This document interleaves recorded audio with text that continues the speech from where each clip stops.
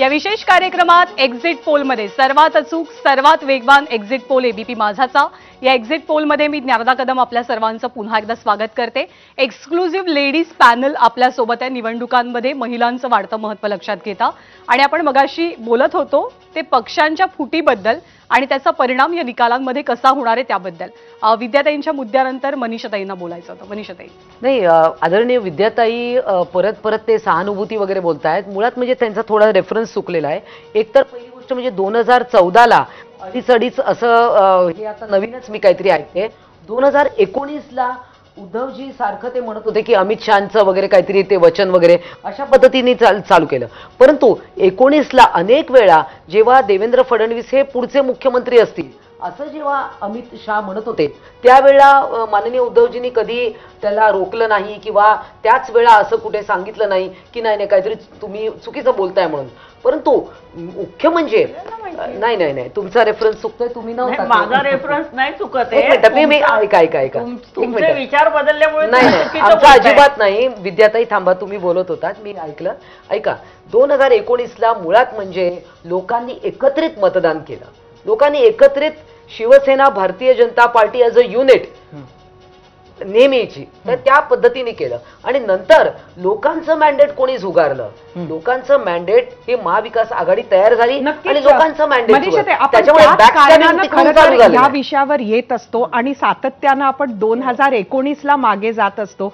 पण आज प्रश्न आहे 2024चा आणि या ज्याही पद्धतीनं पक्ष फुटला, एकीकडे विषय आहे तो सहानुभूतीचा आहे, दुसरीकडे एक वेगळं समीकरण आलंय। ते समीकरण जास्त सक्षम आहे का याची सुद्धा परीक्षा आहे। म्हणजे एका बाजूला सहानुभूती आणि दुसरीकडे हे स्ट्रॅटेजिकली हे जे काही नवीन अलायन्सेस झाले हे जास्त सक्षम आहेत का ह्याची परीक्षा आहे। आणि खरं तर ज्ञानदा आणि मी जो प्रश्न आपल्याला विचारला तो हाच होता की सगळ्यात पहिले आज एक्झिट पोल आहे, त्यामुळे तुमचे आकडे तुम्ही सांगा, काय किती जागा जिंकणार?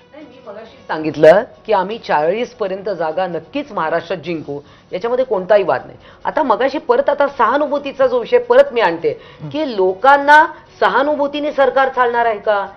मग माननीय उद्धवजी ठाकरे जेव्हा मुख्यमंत्री झाले 2.5 वर्ष आपण पाहिलं की केंद्र आणि महाराष्ट्र कशा पद्धतीने संघर्ष आणि इगो प्रॉब्लेम सगळे चालू होते। महाराष्ट्राचा विकास थांबला होता। आम्ही तिकडे होतो पण आम्हाला ते पटत नव्हतंच ना, परंतु मारून मुटकून आम्ही होतो तिकडे। परंतु आता जे होतं सेटराईट सगळ्या गोष्टी झाल्या।